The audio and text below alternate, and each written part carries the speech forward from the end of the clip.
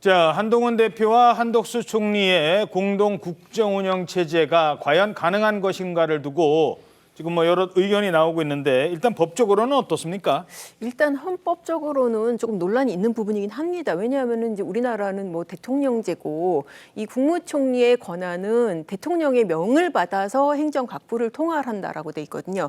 그래서 이 지금 대통령의 권한이 정지되지 않고 살아있는 상태라고 한다면은 총리하고 여당 대표가 대신 대통령의 권한을 행사한다는 거는 법적으로 가능하지는 않습니다. 그리고 이제 그러면은 권한대행 개념으로 지금의 총리를 볼 수 있느냐, 그 부분에 대해서도 조금 논란이 있습니다.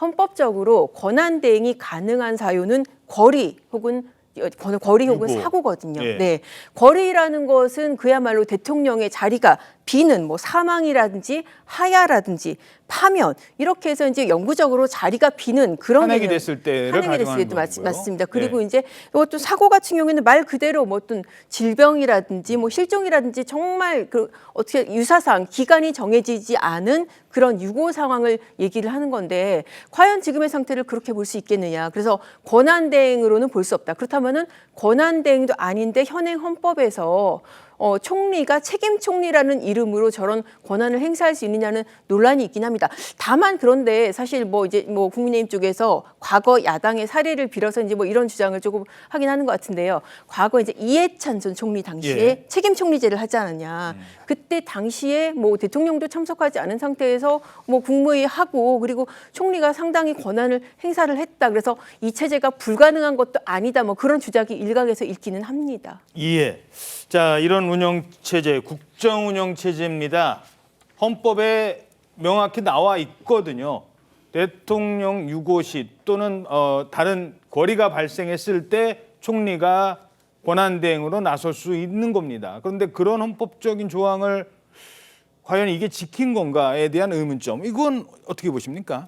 그렇죠. 그러니까 지금 총리와 당대표의 지금 그 담화는 사실 그 다음에 구체적인 어떤 그 담화가 또다시 나오기 전까지의 단계인데 이 단계에서는 사실 언론의 비판이나 여론의 비판이 어느 정도는 맞습니다. 왜냐하면 아까도 계속 말씀하시지만 거리라는 게 굉장히 모호하거든요. 그러니까 이게 그러니까 권한 대행이라고 확실하게 할 수 있는 경우가 다 말씀하셨지만 여기에 두 가지가 더 있어요. 헌법에 보면 자격상실, 그다음에 불신임. 그런데 자격상실을 이렇게 보면 자격상실도 되게 애매하거든요. 근데 제가 보기에 자격상실의 어떤 상황은 구속.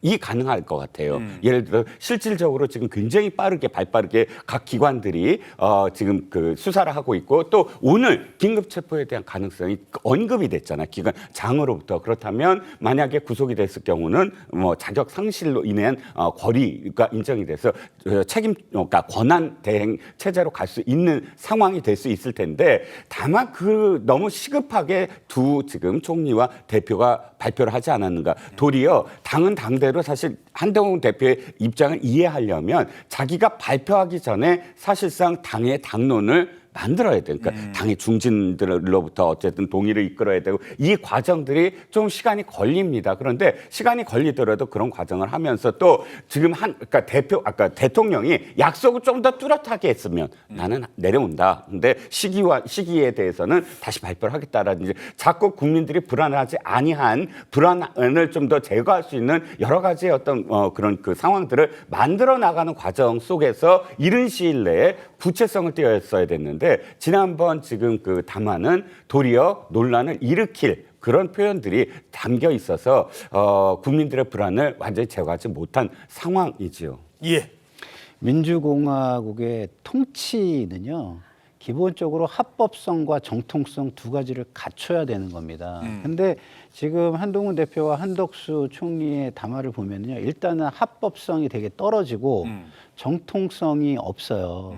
자, 합법성과 정통성을 최고 수위로 보장하는 게 선거에 의한 선출입니다. 그렇죠. 근데 이 두 분은 선거에 의한 선출을 받은 분들이 아니에요. 적어도 국민들 전체 투표는 그렇죠. 아니죠. 근데 그거보다 낮은 단계로라도 그걸 인정받으려면 어떻게 해야 되냐면 최소한의 민주성인 여야 합의를 통해서 그것이 인정이 되는 정도가 돼야 돼요. 그럼 여야 합의라는 건 사실상 법률을 만드는 것을 의미하는 거기 때문에 법률이 생성되는 거에 준하는 권위를 가질 수가 있거든요. 근데 두 분이 저기 나와서 이야기하면서 야당에게 말을 한 게 아니라 자임을 하고 그냥 그걸 제안을 한 거예요. 그걸 어떻게 인정을 야당이 할 수가 있겠습니까? 그런 게 하나도 이루어지지 않은 상태에서 자임이 된다? 권력이 어떻게 자임이 될 수 있겠습니까? 그러면 자임하지 않고 만들어질 수 있는 상태는 권리와 유고입니다. 권리와 유고는 아까 우리 양 기자님이 잘 설명을 해주신 것처럼 파면, 그 다음에 자진 사임, 그 다음에 뭐 이런 것들이죠. 그리고 유고는 뭐냐? 질병이나 실종이나 사고예요. 근데 만약에 구속 상태가 되면 그걸 사고로 볼 수 있겠죠. 왜냐하면 구속이나 기소가 되는 공무원들은 대부분 보직을 해임하거나 직위를 해제합니다. 예. 근데 대통령은 대통령직을 해제할 수는 없잖아요. 그러면 직을 정지시키는 정도에서, 그러니까 보직을 정지시키는 정도에서 이루어지는 게 맞다고 본다고 한다면 법상 유고로 볼 수 있는 거라고 저는 보거든요. 그런 경우가 탄핵소추안이다. 그렇죠. 그렇게 본다면 대행체제가 합법성을 갖춘 대행체제가 만들어지는 거죠. 그건 헌법에 나와 있죠. 그렇죠. 그 규정은. 그래서 그런 상태를 만들고서 위임을 받아야지 자임을 해가지고는 절대 합법성과 민주성과 정통성을 조금 더 확보하기가 어렵다. 저는 이렇게 생각합니다. 예.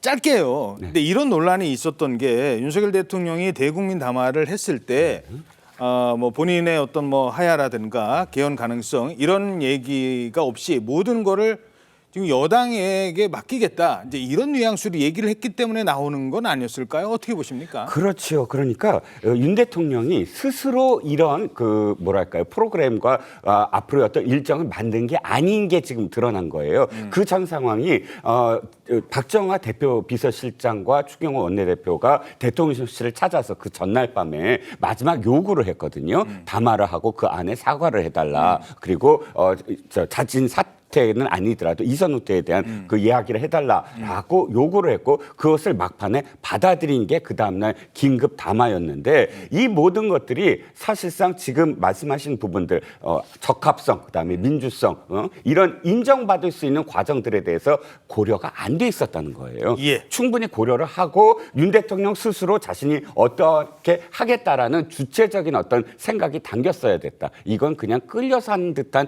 그런 상황이기 때문에 지금 계속 빚어지는 사태다라고 생각을 합니다. 그러니까 자진 사퇴에 대한 요구를 한동훈 대표가 요구를 했는데 그거를 자진 사퇴를 본인이 받아들여서 국민 앞에서 약속을 한 게 아니라 그거를 여당에게 맡기겠다라고 하면서 이게 생긴 그런 네. 혼란에 그런 혼란이죠. 근데 그것을 할 수 있다라고 생각하는 동기가 무엇이냐가 중요한 거예요. 그건 뭐냐면 지금의 이 상태를 해결할 마음이 없다라는 뜻과 같이 국민에게 보일 수 있다는 겁니다. 왜? 사법 처리 과정이 예고된 대통령입니다. 예정된 대통령이에요.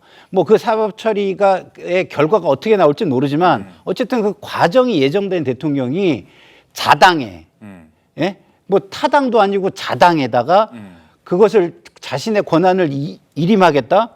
그러면 국민들 입장에서는 이 같은 편끼리 유리한 방향으로 앞으로의 국정을 운영할 수 있는데 그걸 어떻게 믿어? 이런 의혹에 빠질 수가 있는 행위를 한 거예요. 예. 그래서 제가 아까 말씀드린 게 최소한의 민주성도 담보되지 않았다는 말씀을 드린 게 저런 걸 발표를 하려면 안이 있더라도 야당 지도자들을 모아놓고 국민의 선출에 의한 방식이 아니라면 적어도 대표자들의 합의라도 만드는 과정을 밟았어야죠. 예. 그렇지 않으니까 이거 이러면은 제2의 내란 사태로 번질 수 있는 거 아니야라는 의혹 제기가 나올 수 있는 겁니다. 알겠습니다.